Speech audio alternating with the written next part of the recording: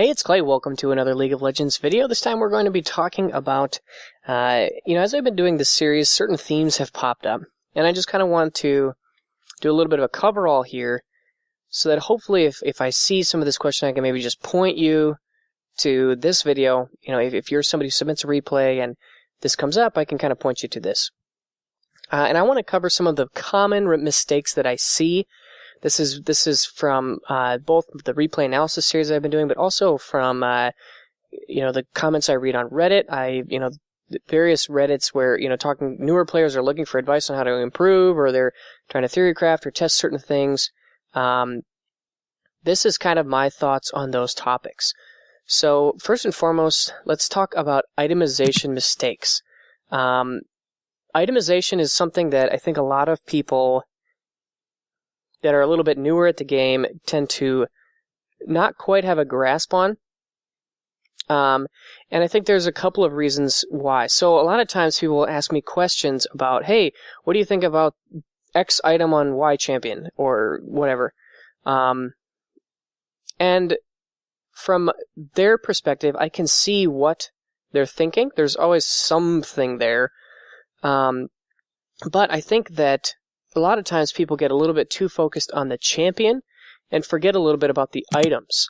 If you look at this champion pool list, there's a lot of champions in the game. They all do lots of different things, but learning what the itemization, the item pool, all of the items, learning what all of the items can do is almost just as important as learning what all the champions do. And I don't necessarily think that people at a lower skill bracket have as much of a, I don't know how to say it, an all-encompassing understanding of the itemization pool. So, for example, if we look at an item like Essence Reaver, this is kind of a hot topic one. Well, what's wrong with Essence Reaver? Well, people, well, I've had this question 100 times. Well, what's wrong with Essence Reaver is that its competitors are simply better. There's nothing wrong with Essence Reaver. It's just the fact that everything else in this category is better. Blade of the Ruined King, Hydra, and Bloodthirster are simply better. They give you more combat stat. It's just one small example. And another thing is, what about following a certain build path or a guide, something that they maybe read on the internet somewhere? Well, I think that a better route is to try to gain an understanding and learn what all of the items do and kind of have a feel for the entire scope of all the items in League of Legends. And that way, when you're in a game, you can make the best decision based on what you need, because itemization is a very fluid thing. It's something that you should adjust every game. It's something that should change depending on your team comp and their team comp. So having the understanding of what all the items do can a lot better help you understand what the right item is to build in the right situation. And another thing that I want to point out is that a lot of times I see people, when they're theory crafting, they'll talk about builds in like a 6-item time span. And the simple fact is that a full 6-item build is something that rarely happens. So like right here I've got this core, Bloodthirster, Phantom Dancer, Last Whisper, Infinity Edge, but it's pretty rare that you actually complete all of those items. If you talk about other items like Manamune, Tear of the Goddess, or Seraph's Embrace, whatever it builds out of, etc. Atma's Impaler is another good example. A lot of these items are extremely, they have a very specific power curve. They have a very weak early game, and then they scale up really, really hard into the late game. Well, if you go to the wiki and you read about, let's just look at tier. If you actually read the gold efficiency on both Manamune and Arcane Staff, it's like obscene. It's like 200 or 300% gold efficient. But the important thing is that when you buy a tier, you're investing 720 gold into non-combat stats, and that means that you basically got nothing out of that 720 gold. It's going to take, 20 or 35 minutes before this gold incentive to pay off. You're making a short-term fold. In the short term, you're not gaining any power, so that in the long run, you can scale up even harder.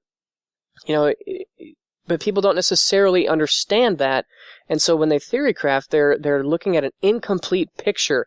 They're only, looking at a specific time. Yeah, sure, your build might be really strong at 35 to 45 minutes, but what about the first 35 minutes where you're put at a big disadvantage? Even just consider if you're playing AD carry, if you are laning against another AD carry and you both back with 800 gold, even just the difference between one of you going for a Vamp Scepter and the other one going for a pickaxe can be pretty significant because they offer very different stats. One only has 10 attack damage, the other has 25. So you're going to be, definitely more powerful in an all-in. But then the Vamp Scepter gives you the lifesteal, which means you're going to be effective over a more drawn-out fight. Just understanding the trade-offs and the power spikes of different items is also very important. Understanding something like Triforce is extremely powerful in the mid-game, but will fall off. When to pick up a Last Whisper? Well, how much armor does the enemy team have? Do they have a lot? Well, you might need to go for a second item Last Whisper. Do they not have any? Well, you might not need Last Whisper at all. And again, this goes back to my first point, that if you understand what each item does and when each item is the correct choice, then you can make a lot better informed decision. Another itemization mistake that I see quite a bit, I've already talked about a little bit, is mana. Items like Tear or Essence Reaver, a lot of these mana-based items, I think, are not necessarily going to pay off like you want them to. And part of the reason is that mana is, it's a stat that limits you. So it just means that you can't spam till your heart's content. Now, the biggest time that you feel mana problems is during the laning phase. And think about almost every mana-intensive item is you're not going to really finish it or have the power to spam what you want at the time that you need it. There is no starting item that solves mana problems. So by the time you complete your items, let's say you're getting like a 4th or 5th item Essence Reaver and you want that to fix your mana problems on Caitlyn. Well, that doesn't make any sense because by the time you finish it at a 4th or 5th item, you don't need mana because you're not going to be using your abilities that often. You might need one ability to push a creep wave, but you've got enough stats that you can almost instantly clear it. You're just not getting the payoff that you necessarily would want. And again, remember that even though mana has a assigned gold efficiency value, it still is a non-combat stat. And then another thing that I want to talk about is fun items. So a little while back I did a commentary on items that suck, was how I entitled it. It was meant to be pretty inflammatory, and it definitely got people pretty hot and bothered. But I was talking about items like Frozen Mallet and Runaan's Hurricane, Atma's Impaler. Items that you could maybe even... Now, there are a lot of different things you could throw in this situation, but basically, if you're buying an item because you think it's fun, I really want to encourage you to try and analyze why you think it's fun. Because when I hear those questions, I don't understand them. Because in my mind, at least this is just me personally, you may differ, but how I define fun in League of Legends is winning. That's plain and simple. That's how I define. I think a lot of people out there would probably agree with me that you want to improve and you want to climb, either you want to get out of bronze, you want to get out of silver. You're all speaking the same language. You want to win. Well, what's the best way to do that in terms of your itemization? Well, that's probably the boring route. The fun path is probably fun because it's uncommon, it's niche, it's rare, it's undiscovered, and maybe there's kind of like a psychological element there. But I want you to really analyze what's going on there, and I think you'll get to the point where you'll say, you know what? I would rather play a game that's maybe a little bit boring and be in Diamond than play a game that's quote-unquote fun and be in Bronze. And if that argument resonates with you, then maybe I'm getting my point across properly. But and if you are somebody that purely plays for fun and you don't care about winning, then you probably aren't watching this video. So anyways, if you have a question about what you think is a quote-unquote fun build, and you could... Sorry to interject, but you could also apply this towards quote-unquote fun champion picks, troll picks, off-meta picks, whatever you want to say. So yeah, I think sometimes people on that end of the perspective, they lose perspective of, the simple fact is that, I don't know, take something, for example, Kennen AD carry. That'd be a ton of fun to play, but I guarantee there's something that does the same job more efficiently. And so you want to take something that's more efficient because it's going to yield to better results and more wins. And then on the opposite end of the perspective, I sometimes see people who stick a little bit they're too narrowly focused on pro picks. And they define the meta by the 5 or so champions in each lane that the pro players are playing. So in their mind, the only viable champions are the ones that are seen in the LCS.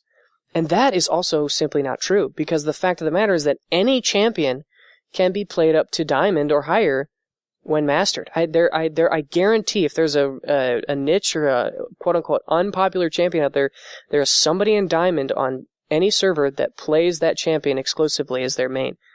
I think that is something that a lot of people should really look at. Annibot is somebody that comes to mind. He plays Annie every single lane, every single game, plays Annie. Annie is not a champion that's really favored in the competitive meta. Not necessarily a highly popular champion in terms of even solo queue. But when you get to a level of mastery, when you know every single matchup, including your counter picks, when you have all of your champion's abilities and auto attack ranges and movement speeds and itemization choices just completely mastered, it just allows you to focus so much more on efficient and optimal gameplay. And so I really want to focus you guys to maybe take a step back from thinking, well, is this what champion should I unlock, or what champion should I buy, or what champion should I main? Well, I mean, the fact of the matter is that pretty much any champion choice can get you to the highest level. It's all about mastering. So even when I brought the example before about Kennen AD carry, if you master Kennen as an AD carry, I guarantee you could get to Diamond. Even though it might be suboptimal, even though somebody does it a little bit better, if you master it, then I think you can advance to where you want to be. And then the last thing that I want you guys to do is to really focus on developing your game sense. I think that game sense, decision making, whatever you want to call it, that is the skill that I don't hear enough people asking questions about. A lot of questions are focused on these more superlative things, these more things on the outside, these more non-essentials, item builds, champion choices, those types of things. Well, I don't necessarily think that those things are what separates you from the best players on Earth. What separates you from the best players on Earth is almost always, a huge chunk of it is mental, the decisions that you make. Now, certainly stuff like mechanics is really important, especially on certain champions, but if you have a really, really good game sense, you make really good decisions, and you know the game, you could easily advance out of whatever rank you're in. That is the best way, the easiest way to advance, is to improve on that. And not enough people ask me questions about improving that pace of their play. So anyways, sorry if this was a little bit unorganized, but I just thought that I would throw together kind of a collection of things that I've seen from a lot of different sources and hopefully provide a little bit of insight to them. So hope you guys enjoyed this video. Let me know your thoughts down below, and I'll see you soon. Bye.